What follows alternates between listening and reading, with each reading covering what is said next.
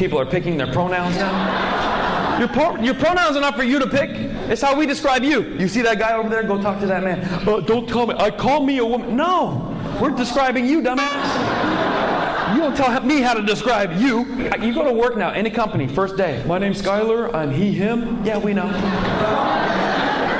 They got, my name is Dakota. I'm they, them. No, you're not. You know there's a guy like, my name's Earl. I identify as Plum and her. I'm the plumber. I don't know what the hell we're talking about. Some people complain after the show. They go, I don't like that joke because that means you're anti-trans. I am not anti-anything. I'm trying to tell you I have my preferences. Is that okay anymore to have a preference in 2020-something? You can have a preference. I prefer my women the way a LA girl prefers her salad. Hormone-free. Non-genetically modified. And I'm allergic to nuts.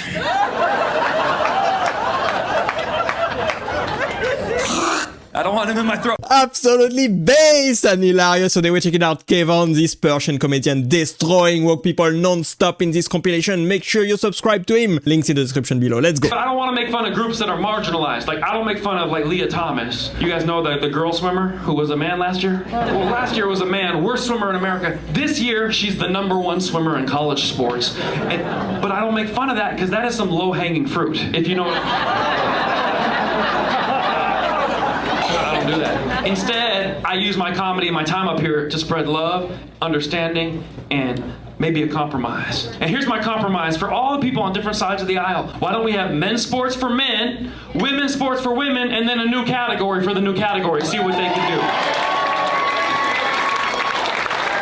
Yeah. I already picked out a name, the X-Men. Now, and then at the store, we don't want to make anyone feel bad, so we could have duct tape, and then for the Democrats, dick tape. I mean, we could have something.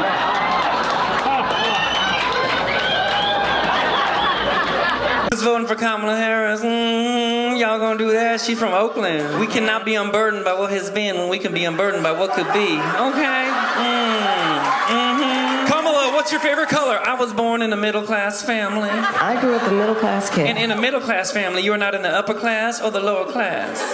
I grew up a middle-class kid. You were in the middle of the class, you see? I was raised as a middle-class kid. Kamala, what do you like to eat for dinner? A middle-class family. Do you understand what I'm saying? Middle class. And I come from the middle class. Not the top. And not the bottom. The middle class. Right there in the middle. That's where we is. I've seen this joke so many times, but honestly, I always laugh at it. Remember the Chinese spy balloon? It left China and it came here, and Joe Biden didn't find out about it till it was over Montana. By the time he got down to the Situation Room, they shot it down over South Carolina. That would have never happened under Trump. As soon as the balloon left Beijing, he'd be awake, 3 in the morning. Hey, what's happening? A balloon? I'm gonna tell the people, bring the cameras, bring the fake news, get in here. I've just been told there's a great big balloon coming from China, folks. This is not a regular balloon, it's not a birthday balloon. A Chinese spy balloon. Horrible. One of the biggest balloons you've ever seen. Absolutely huge. It's absolutely fantastic, this balloon. We have very weak leaders. They're not popping the balloon. I would have already popped it by now. You put me up there, I'll pop the balloon. If we don't pop these Chinese spy balloons, next Mexico will send a spy piñata like you've never seen before, believe me. You guys have been amazing. I've been Kevon. Kevon is absolutely amazing. You gotta check him out, guys. And I don't know if you heard, Donald Trump won the election. They're not clapping over there. That's okay. It's not for everybody. I'm just saying, it was amazing he won because they tried to jail him, impeach him, they shot him. Donald Trump is our first black president. Yes. He's a felon. He's got baby mamas. He's got a bullet wound. He's got more street cred than Snoop Dogg. Absolutely based and hilarious, and that sounds great to me, honestly. And I was teasing the blind guy, and he was having a great time. After the show, he said, most people ignore that I'm even there, so thank you for making me feel like a part of it. And that's where his head was at. But during the show, I'm teasing the blind guy, and a woman in the back is like, excuse me, I'm offended. I'm like, you're offended for him? He's laughing. He's facing the wrong way, but he's laughing.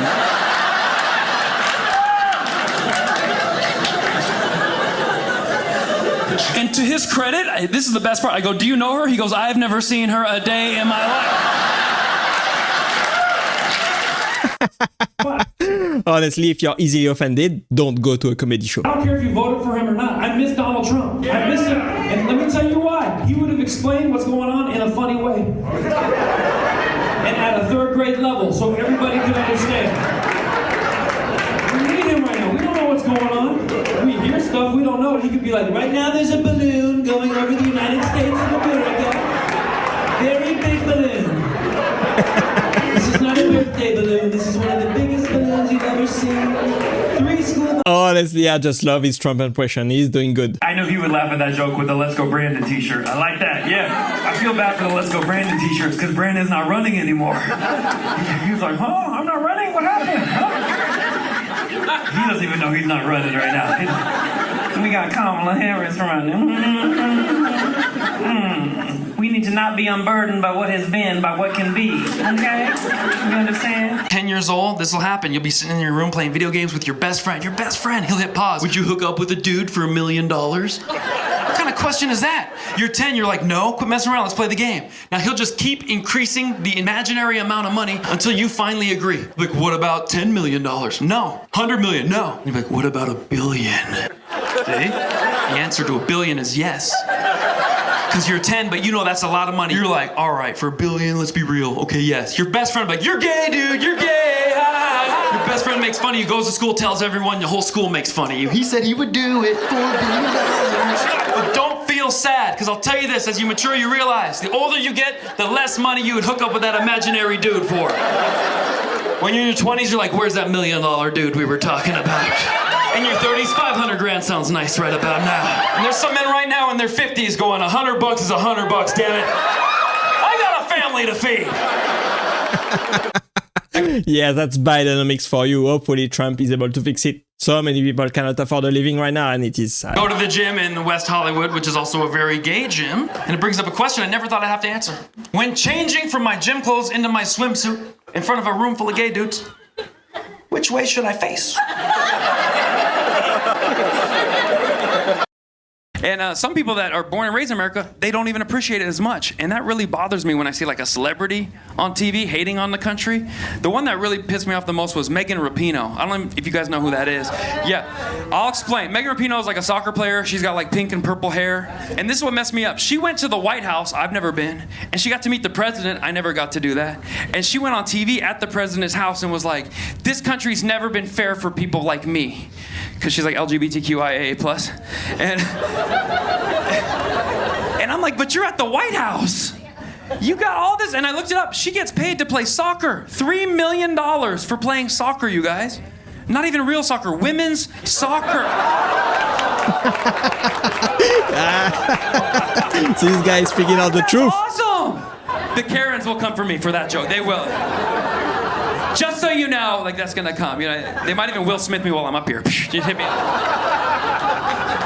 And a woman I didn't know doing impressions. Dr. Fauci, you know, Donald Trump. I love doing Donald Trump. Andrew Cuomo. I can do all of them, man. I used to do a Kamala Harris impression, but I can't get my legs that far over my head anymore. So. A nice roast. Regular straight white guys are considered the enemy right now. They have no minority status, and that's a big deal right now. You gotta have your minority status because regular white guys, they blame you for stuff. I'm like, you had slaves and you stole your land from the Native Americans, and you're just rich and privileged. And you're like, well, I didn't have any of that. But they don't see that. So what I recommend to the straight white guys here is become a minority. The easiest one for you is look gay if you can. It's the easiest one. All you gotta do is turn your wrist out, okay? And I'll show you how to do it. You straight.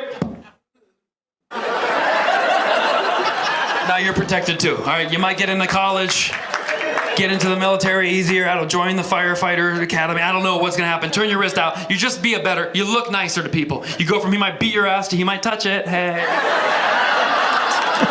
What? Let's try it. That was funny as hell. I just love Kevin. He's super funny. I moved in with 3 gay roommates. I'm the only non-gay guy living there. But my friend's like, what if they turn you gay, bro? They're roommates, not vampires, dumbass.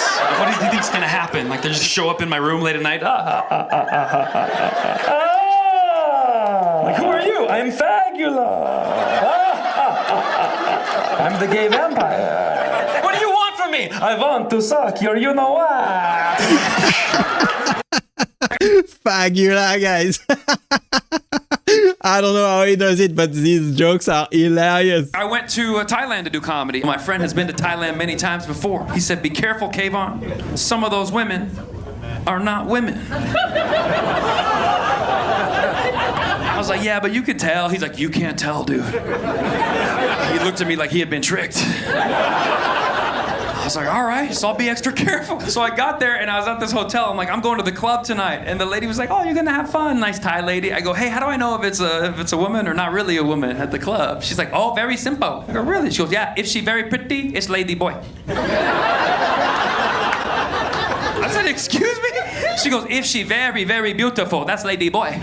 I'm like, damn, that changes everything. I went to the club that night, like, where's all the ugly chicks at? Make some noise. I'm looking for fives and belows. Get out of here, beautiful women. No, swipe left. Yuck, get out of here. You're too beautiful, all of you.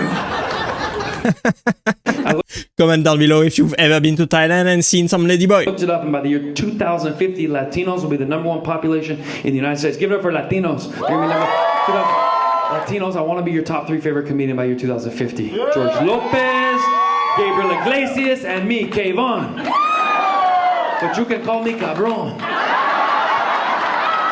So I'm trying to think of some Latino jokes. It's very hard because there's so many good Mexican comedians, Latino comedians, but how can I come as a half Persian and just infiltrate? I already thought of some. Tell me if you like them. Latinos, what do you call a Latina transgender? Señorita. That'll be better in 2050. I'll work on that, okay?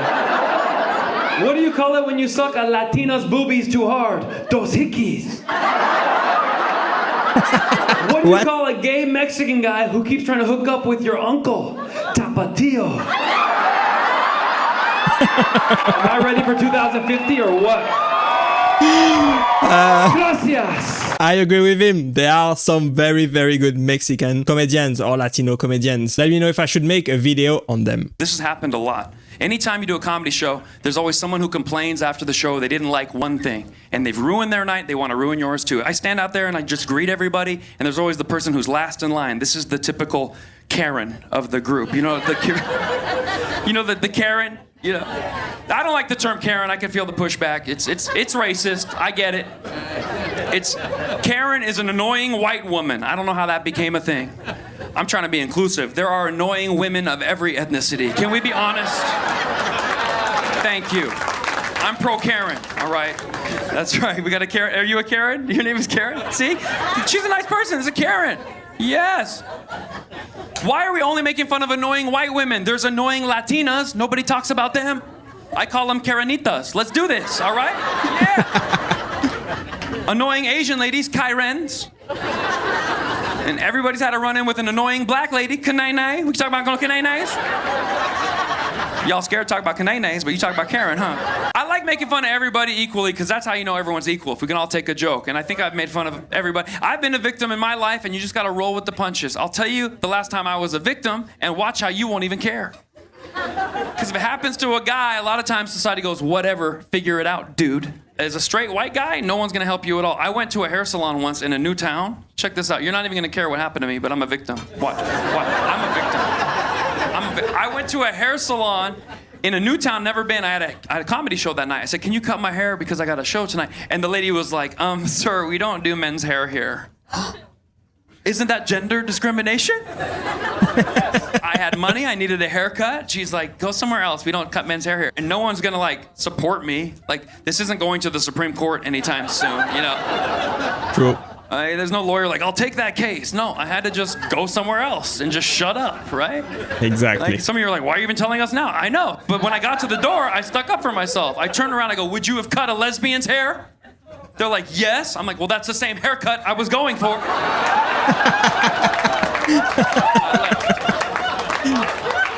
Yeah, I agree. He does have Stick a up for weird yourself. haircut. You gotta do that sometimes. You have to. A lesbian haircut. This whole year is gonna be a year with my comedy where I try to bring people back together instead of dividing. You know what I mean? For too long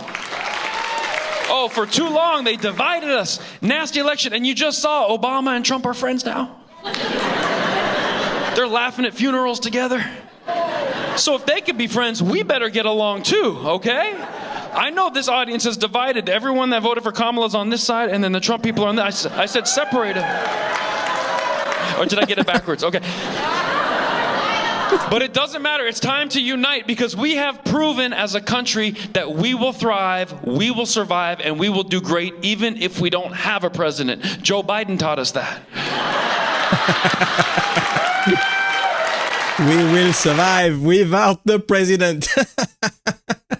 Joe Biden, of course, was one of the worst presidents ever, and it is time to unite under Donald Trump. Hopefully, Donald Trump will be able to unite the country and do great things over the next 4 years for everybody. We will see what happens next. Let me know if you enjoyed the video.